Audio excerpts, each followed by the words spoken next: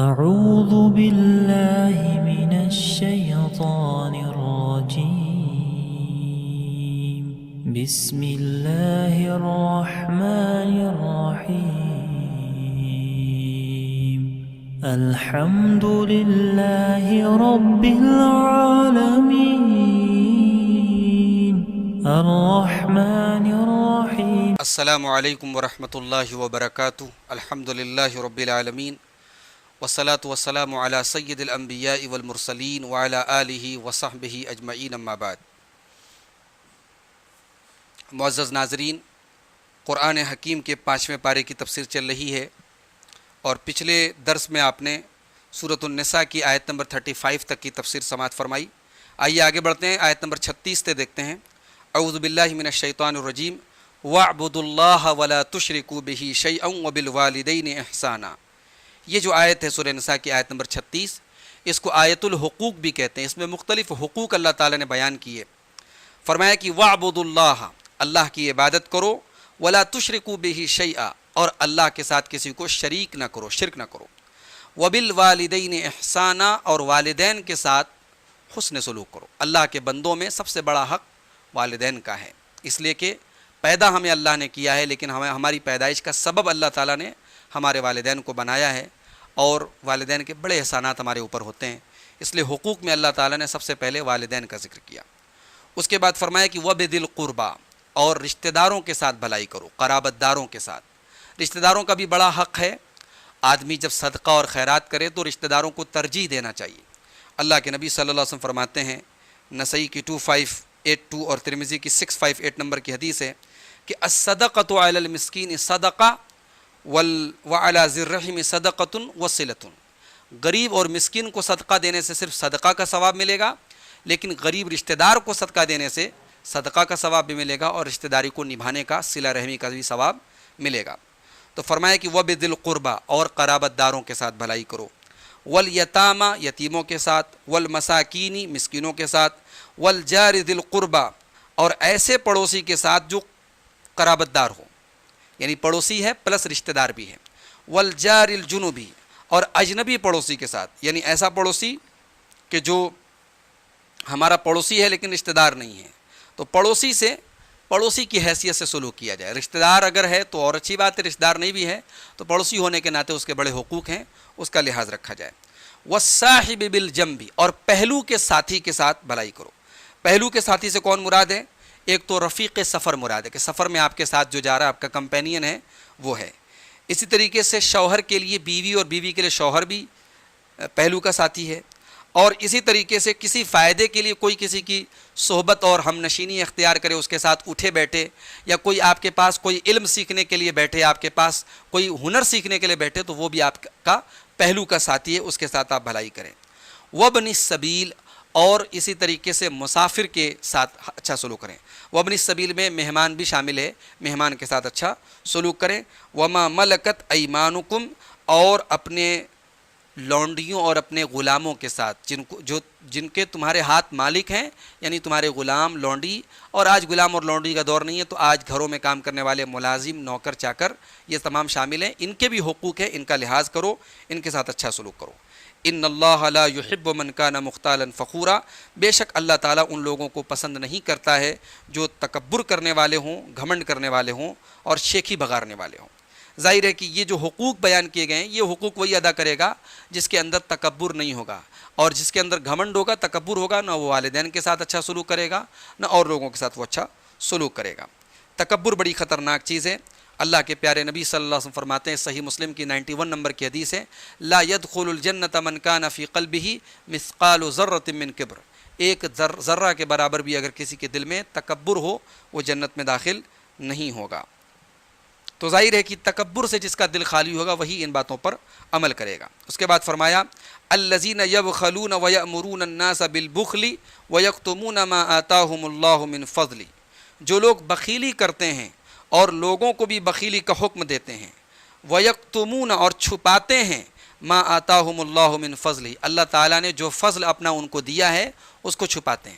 اللہ تعالیٰ نے اگر کوئی نعمت دی ہے، پیسہ دیا ہے، تو اس کو چھپانا نہیں چاہیے، اس کا صحیح استعمال کرنا چاہیے، اور موقع پڑے تو اس کو ظاہر بھی کرنا چاہیے۔ وَأَعْتَدْنَا لِلْكَافِرِينَ عَذَابًا مُهِينًا، اور یقیناً ہم نے تیار کر کے رکھا ہے کافروں کے لیے ذلت والا، ذلیل کرنے والا عذاب تیار کر کے رکھا ہے۔ اس کے بعد فرمایا کہ وَالَّذِينَ يُنْفِقُونَ أَمْوَالَهُمْ رِئَاءَ النَّاسِ وَلَا يُؤْمِنُونَ بِاللَّهِ وَلَا بِالْيَوْمِ الْآخِرِ، جو لوگ اپنے مال کو خرچ کرتے ہیں لوگوں کو دکھانے کے لیے اور اللہ کے اوپر اور قیامت کے دن کے اوپر ایمان نہیں رکھتے ہیں۔ ابھی بخیلی کا ذکر کیا گیا، اب اس کے بعد یہاں ریاکاری کا ذکر کیا گیا۔ یہ دو صفات بڑی خطرناک ہیں اور یہ ایمان والے کی صفت نہیں ہو سکتی، بخیلی بھی اور ریاکاری بھی۔ تو جو لوگ اپنے مال کو لوگوں کو دکھانے کے لیے خرچ کرتے ہیں، ولا یؤمنون باللہ ولا بالیوم الآخر، اور نہ اللہ کے اوپر ایمان رکھتے ہیں اور نہ قیامت کے دن پر، ومن یکن الشیطان لہ قرینا فساء قرینا، اور شیطان جس کا ساتھی ہو جائے تو وہ بڑا ہی برا ساتھی ہے۔ وماذا علیہم لو آمنوا باللہ والیوم الآخر وانفقوا مما رزقہم اللہ، اور ان کا کیا نقصان تھا اگر یہ اللہ کے اوپر ایمان لاتے اور قیامت کے دن پر ایمان لاتے اور اللہ تعالیٰ نے اپنے فضل میں سے جو دیا ہے اس میں سے خرچ کرتے۔ وَأَنفَقُوا مِمَّا رَزَقَهُمُ اللَّهُ، اللہ تعالیٰ نے جو رزق ان کو دیا ہے اس میں سے خرچ کرتے۔ وَكَانَ اللَّهُ بِهِمْ عَلِيمًا، اللہ تعالیٰ ان کو خوب جاننے والا ہے۔ إِنَّ اللَّهَ لَا يَظْلِمُ مِثْقَالَ ذَرَّةٍ، اللہ تعالیٰ ایک ذرہ کے برابر بھی کسی پر ظلم نہیں کرے گا۔ وَإِن تَكُ حَسَنَةً يُضَاعِفْهَا وَيُؤْتِ مِن لَّدُنْهُ أَجْرًا عَظِيمًا، اگر ایک نیکی بھی ہوگی تو اللہ تعالیٰ اس کو دوگنا کر دے گا اور اپنے خاص اپنی طرف سے عظیم اجر عطا فرمائے گا۔ فَكَيْفَ إِذَا جِئْنَا مِن كُلِّ أُمَّةٍ بِشَهِيدٍ، تو اے نبی کیا حال ہوگا جب ہم ہر امت میں سے ایک گواہ لائیں گے۔ وَجِئْنَا بِكَ عَلَىٰ هَٰؤُلَاءِ شَهِيدًا، اور آپ کو ان لوگوں کے اوپر گواہ بنائیں گے۔ یہی وہ آیت ہے جس کو سن کر کے اللہ کے نبی صلی اللہ علیہ وسلم رونے لگے تھے۔ صحیح بخاری کی 5050 اور صحیح مسلم کی 800 نمبر کی متفق علیہ روایت ہے۔ حضرت عبداللہ ابن مسعود رضی اللہ عنہ کہتے ہیں کہ نبی صلی اللہ علیہ وسلم نے مجھ سے فرمایا اقرا علیہ، مجھے پڑھ کے سناؤ۔ میں نے کہا کہ اے اللہ کے رسول، اقرأ علیک، میں آپ کو پڑھ کے سناؤں، وعلیک انزل، جبکہ یہ قرآن آپ ہی کے اوپر نازل ہوا ہے؟ تو آپ نے فرمایا کہ ہاں مجھے پڑھ کے سناؤ۔ فقرأت سورۃ النساء، حضرت عبداللہ ابن مسعود نے سورۃ النساء کی تلاوت شروع کی۔ حتی اتیت الی ہذہ الآیہ، کہتے ہیں کہ یہاں تک کہ میں اس آیت پر پہنچا، فکیف اذا جئنا من کل امۃ بشہید، کہ اے نبی آپ کا کیا حال ہوگا جب ہم ہر امت میں سے ایک گواہ لائیں گے۔ وجئنا بک علی ہؤلاء شہیدا، اور آپ کو ان لوگوں کے اوپر گواہ بنا کر کے لائیں گے۔ جب اس آیت پر میں پہنچا تو اللہ کے نبی نے فرمایا حسبک الآن، اب بس کرو۔ فالتفت الیہ، جب میں نے مڑ کر کے دیکھا، فاذا عیناہ تذرفان، اللہ کے نبی صلی اللہ علیہ وسلم کی آنکھوں سے آنسو بہہ رہے تھے۔ تو ظاہر ہے کہ یہ بڑی ذمہ داری کی بات ہے کہ قیامت کے دن ہر رسول یہ گواہی دے گا کہ میں نے اپنی قوم کو اے اللہ تیرا پیغام پہنچا دیا ہے۔ اب جب قوم کے لوگ انکار کریں گے تو اس پر اللہ کے پیارے نبی صلی اللہ علیہ وسلم گواہی دیں گے، اور اللہ کے نبی صلی اللہ علیہ وسلم کی گواہی پر آپ کے امتی بھی گواہی دیں گے۔ ٹھیک ہے، تو یہاں اللہ تعالیٰ نے جو ایک بات کہی کہ اے نبی ہم ان لوگوں پر آپ کو گواہ بنا کر کے لائیں گے، اس یہاں گواہ کے لیے جو لفظ استعمال کیا گیا شہید، اس سے بعض لوگوں نے استدلال کیا ہے کہ اللہ کے نبی حاضر و ناظر ہیں، اس لیے کہ گواہی وہ دیتا ہے جو موقع پر حاضر ہو، جس نے چیزوں کو دیکھا ہو۔ تو اللہ کے نبی پہلے کی امتوں کے بارے میں اور پہلے کے نبیوں کے بارے میں گواہی دیں گے، اس کا مطلب کہ آپ حاضر و ناظر ہیں۔ لیکن ظاہر ہے کہ یہ استدلال بالکل غلط ہے، اس لیے کہ اپنے علم کے اعتبار سے ہر جگہ حاضر اگر کوئی ذات ہے تو اللہ کی ہے، اور ہر چیز کو ناظر اور دیکھنے والی اگر کوئی ذات ہے تو وہ اللہ کی ہے۔ اب ظاہر ہے کہ گواہی جو ہوتی ہے وہ یقینی علم کی بنیاد پر بھی ہوتی ہے، ضروری نہیں کہ ہم نے کوئی چیز دیکھی ہی ہو، یقینی علم اگر ہمیں حاصل ہے تو ہم اس کی گواہی دیتے ہیں۔ اور ظاہر ہے کہ قرآن کریم میں اللہ تعالیٰ نے اپنے نبی کو پچھلے نبیوں کے واقعات بتائے اور ان کی امتوں کے بارے میں بتایا، تو قرآن سے زیادہ مضبوط اور یقینی علم کس کا ہو سکتا ہے؟ اس یقینی علم کی بنیاد پر اللہ کے نبی صلی اللہ علیہ وسلم قیامت کے دن گواہی دیں گے۔ اور اگر اس گواہی کی وجہ سے اللہ کے نبی کو حاضر و ناظر ماننے کا عقیدہ صحیح ہو سکتا ہے، تو پھر قرآن کریم میں اللہ تعالیٰ نے سورہ حج کی آیت نمبر 78 میں تمام مسلمانوں کے بارے میں فرمایا کہ شہداء علی الناس، تمہیں لوگوں پر گواہ بنایا جائے گا۔ تو پھر اس عقیدے کی روح سے تو سارے مسلمان، ہر مسلمان جو ہے وہ حاضر و ناظر ہو جائے گا۔ تو اس آیت سے یہ استدلال بالکل غلط ہے۔ اس کے بعد فرمایا کہ یومئذ یود الذین کفروا وعصوا الرسول، قیامت کے دن وہ لوگ جنہوں نے کفر کیا اور رسول کی نافرمانی کی، وہ تمنا کریں گے لو تسوا بہم الارض، کہ کاش ان کے اوپر زمین کو برابر کر دیا جائے، زمین کے اندر وہ ہوتے، نہ باہر نکلتے، نہ حساب و کتاب ہوتا، زمین کو ان کے اوپر برابر کر دیا جاتا. ولا یکتمون اللہ حدیثا، اور وہ اللہ تعالیٰ سے کوئی بات چھپا نہیں سکیں گے. اب اس کے بعد آیت نمبر 43 میں اللہ تعالیٰ نے نماز کے قریب جانے سے منع کیا ہے نشے کی حالت میں. فرمایا یا ایھا الذین آمنوا لا تقربوا الصلاۃ وانتم سکارى، اے ایمان والو نماز کے قریب نہ جاؤ جب کہ تم نشے کی حالت میں ہو. حتی تعلموا ما تقولون، جب تک کہ تم سمجھنے نہ لگو جو تم کہہ رہے ہو. ولا جنبا الا عابری سبیل، اور جنابت کی حالت میں بھی تم مسجد کے قریب مت جاؤ الا عابری سبیل، مگر یہ کہ راہ چلتے ہوئے تمہیں مسجد سے گزرنا پڑے تو گزر سکتے ہو، لیکن مسجد میں اسٹے نہیں کر سکتے، مسجد میں قیام نہیں کر سکتے جنابت کی حالت. یہاں اللہ نے جو یہ کہا کہ نماز کے قریب نہ جاؤ نشے کی حالت میں، یہ شراب کے بارے میں دوسرا حکم ہے. یہ مکمل شراب کے حرام ہونے کے پہلے یہ آیت نازل ہوئی. جب سورہ مائدہ کی آیت نازل ہوگی اور مکمل شراب کو حرام قرار دے دیا گیا تو اب ظاہر ہے کہ اس کے بعد نشے کی حالت، نشہ کرنا ہی حرام ہے، تو پھر نشے کی حالت میں نماز کے قریب جانے کا کوئی مطلب ہی نہیں ہے. تو اس کے بعد اللہ نے فرمایا کہ ولا جنبا الا عابری سبیل، جنابت کی حالت میں تم نماز کے یعنی مسجد کے قریب مت جاؤ الا عابری سبیل، مگر یہ کہ راہ چلتے ہوئے گزرتے ہوئے تمہیں اگر جانا پڑ جائے. بعض صحابہ کا مکان ایسا تھا کہ ان کو ہر حال میں مسجد نبوی سے ہو کر کے گزرنا پڑتا تھا، تو ظاہر ہے کہ جنابت کی حالت بھی ان کو پیش آتی تھی. تو ان کو ان کے پیش نظر یہ اجازت دی گئی کہ جنابت کی حالت میں مسجد میں رکنا اور ٹھہرنا تو جائز نہیں ہے، لیکن جنابت کی حالت میں مسجد سے گزرنا پڑ جائے تو گزرا جا سکتا ہے. حتی تغتسلوا، یہاں تک کہ تم غسل کر لو. وَإِن كُنتُم مَرْضَىٰ، اور اگر تم بیمار ہو، او علی سفر، یا سفر کی حالت میں ہو، او جاء احد منکم من الغائط او لامستم النساء، یا تم میں سے کوئی قضائے حاجت سے فارغ ہو کر کے آیا ہے یا تم نے اپنی عورتوں سے مباشرت کی ہے، فلم تجدوا ماء، اور تم کو پانی نہ ملے، فتیمموا صعیدا طیبا، تو تم پاک مٹی سے تیمم کر لو، فامسحوا بوجوہکم وایدیکم، اور اس کو اپنے چہرے اور اپنے ہاتھوں پر مل لو.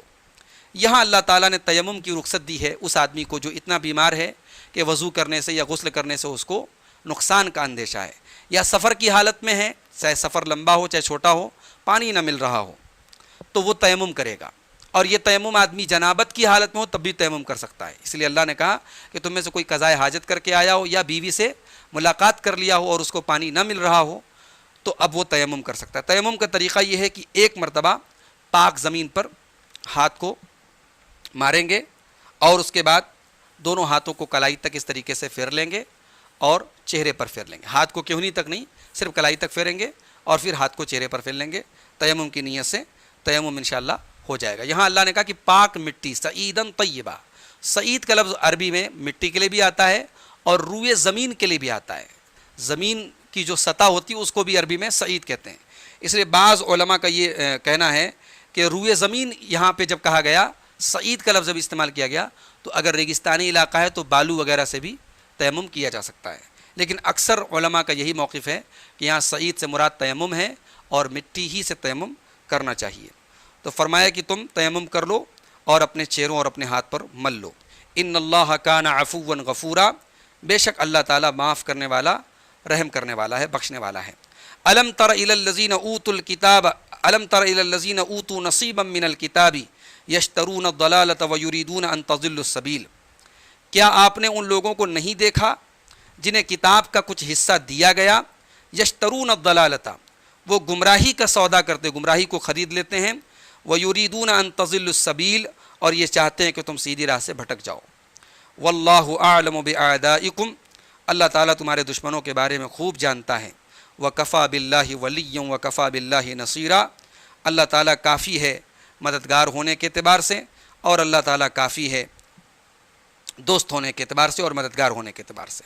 من الذین ہادوا یحرفون الکلم عن مواضعہ ویقولون سمعنا وعصینا واسمع غیر مسمع وراعنا لیا بألسنتہم وطعنا فی الدین. اور یہودیوں میں کچھ ایسے لوگ بھی ہیں جو کلمات کو ان کی جگہوں سے ہٹاتے ہیں. تورات میں اپنی مذہبی کتاب میں ہیر پھیر کرتے ہیں، کلمات کو، باتوں کو ادھر سے ادھر کرتے ہیں. وَيَقُولُونَ سَمِعْنَا وَعَصَيْنَا، اور کہتے ہیں کہ ہم نے سنا اور ہم نے نافرمانی کی. اللہ کے نبی کی بات پر کیا کہتے ہیں؟ ہم نے سنا اور نافرمانی کی. وَاسْمَعْ غَيْرَ مُسْمَعٍ، اور کہتے ہیں کہ تم سنو لیکن تمہاری بات نہ سنی جائے. اللہ کے نبی سے گفتگو کے دوران کہتے ہیں ہماری بات سنو، لیکن ساتھ میں کہتے ہیں غیر مسمعین، تمہاری بات نہ سنی جائے. ورائنا، اور کہتے ہیں رائنا لیکن لیم بالسنتہم، اپنی زبان کو تھوڑا سا موڑ کر کے کہتے ہیں، تھوڑا کھینچ کر کے کہتے ہیں رائنا۔ رائنا کا مطلب ہماری رعایت کیجیے، ہمارا خیال کیجیے، اور رائنا کا مطلب اے ہمارے چرواہے۔ تو اللہ کے نبی کا مذاق اڑاتے ہوئے وہ اپنی زبان کو موڑ کر کے رائنا کہتے تھے۔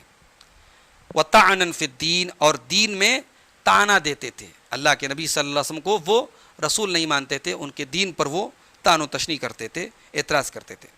اللہ نے فرمایا کہ وَلَوْ أَنَّهُمْ قَالُوا سَمِعْنَا وَأَطَعْنَا، اگر یہ لوگ کہتے کہ ہم نے سن لیا اور مان لیا، اور کہتے وَاسْمَعْ وَانْظُرْنَا، اے نبی آپ سنیے اور ہمیں دیکھیے، لَكَانَ خَيْرًا لَهُمْ، تو یہ ان کے حق میں زیادہ بہتر ہوتا، وَأَقْوَمَ، اور زیادہ مناسب ہوتا، وَلَكِنْ لَعَنَهُمُ اللَّهُ بِكُفْرِهِمْ، لیکن اللہ تعالیٰ نے ان کے کفر کی وجہ سے ان کے اوپر لعنت کی ہے، فَلَا يُؤْمِنُونَ إِلَّا قَلِيلًا، تو یہ بہت کم ایمان لائیں گے، یعنی یہ یہودی بہت کم ایمان لائیں گے۔ اللہ کے نبی صلی اللہ علیہ وسلم کے دور میں علامہ ابن کثیر نے لکھا ہے کہ 10 سے زیادہ یہودی ایمان نہیں لائے۔ تو ایک تو تعداد کے اعتبار سے یہ کم ایمان لائیں گے، اور دوسرا معنی یہ ہو سکتا ہے کہ یہ بہت کم باتوں پر ایمان لائیں گے۔ ظاہر ہے کہ کم باتوں پر ایمان لانے سے کام نہیں چلے گا، ایمان وہ فائدہ دے گا جس میں ساری باتوں پر ایمان لایا جائے۔ تو فرمائے کہ فلا یؤمنون الا قلیلا، یہ لوگ بہت کم چیزوں پر ایمان لاتے ہیں۔ یہ آیت نمبر 46 ہے جہاں تک آج ہم لوگوں نے پڑھا ہے، سورہ نساء کی آیت نمبر 36 سے لے کر کے 46 تک، تقریباً 11 آیات آج ہم لوگوں نے پڑھی ہیں۔ سب سے پہلے ہم لوگوں نے آیت الحقوق پڑھی، جس میں اللہ تعالیٰ نے مختلف حقوق ذکر کیے اپنی توحید کے بعد، والدین، رشتہ داروں، یتیموں، مسکینوں کا ذکر کیا۔ ظاہر ہے کہ یہ حقوق اللہ تعالیٰ کی وصیت ہیں، ہمیں اس وصیت کو پورا کرنا چاہیے۔ دوسری چیز ہمیں یہ پتہ لگی کہ تکبر اور گھمنڈ سے ایک مسلمان کو بچنا چاہیے۔ ان اللہ لا یحب من کان مختالا فخورا، اللہ تعالیٰ تکبر کرنے والے کو پسند نہیں کرتا۔ تیسری چیز یہ ہے کہ بخیلی یہ بڑی بری صفت ہے، اور بخیلی تب اور خطرناک ہو جاتی ہے جب بخیل دوسروں کو بھی بخیلی کا حکم دے۔ اسی لیے اللہ نے فرمایا الذین یبخلون ویأمرون الناس بالبخل، خود بھی بخیلی کرتے ہیں اور دوسروں کو بھی بخیلی کا حکم دیتے ہیں۔ ایک چیز یہ پتہ چلی کہ نشے کی حالت میں نماز پڑھنا منع ہے۔ تو جب نشے کی حالت میں نماز پڑھنا منع ہے تو ہر ایسی حالت میں جس میں انسان کا ذہن و دماغ حاضر نہ ہو، جیسے نیند کی بہت زیادہ نیند کا غلبہ ہے، نہیں پڑھنی چاہیے نماز۔ کھانے بھوک لگی ہے، پہلے کھانا کھا لیجیے، نماز نہیں پڑھنی۔ اسی لیے پیشاب اور پاخانہ کی حاجت ہو، پہلے اس کو پورا کر لے، نماز نہ پڑھے اس وقت۔ اور ایک چیز یہ پتہ چلی کہ تیمم کا اللہ تعالیٰ نے حکم دیا، تیمم کی رخصت دی، تیمم کی اجازت دی، اور اس کے بعد اللہ نے فرمایا ان اللہ کان عفوا غفورا، اللہ تعالیٰ معاف کرنے والا، رحم کرنے والا ہے۔ تیمم کا حکم دینے کے بعد اللہ تعالیٰ نے یہ جو دو صفات بیان کی کہ اللہ تعالیٰ بہت درگزر کرنے والا اور بخشنے والا ہے، اللہ تعالیٰ نے یہ نقطہ بیان کیا کہ اگر تیمم کا حکم نہ دیا جاتا تو ظاہر ہے کہ بیمار ہونے کے باوجود غسل کرنا پڑتا، بیمار ہونے کے باوجود وضو کرنا پڑتا، تو یہ انسان کے لیے تکلیف کی چیز ہوتی۔ یا اگر پانی نہیں مل رہا ہے تو نماز کو ڈیلے کر کے بعد میں اکٹھے پڑھنے میں کا اگر حکم ہوتا تو بہت ساری نمازوں کی قضا کرنی پڑتی جو ہمارے لیے مشکل ہو جاتی۔ تو اللہ تعالیٰ نے اپنے بندوں پر درگزر سے کام لیا، رحم سے کام لیا اور تیمم کا حکم دیا۔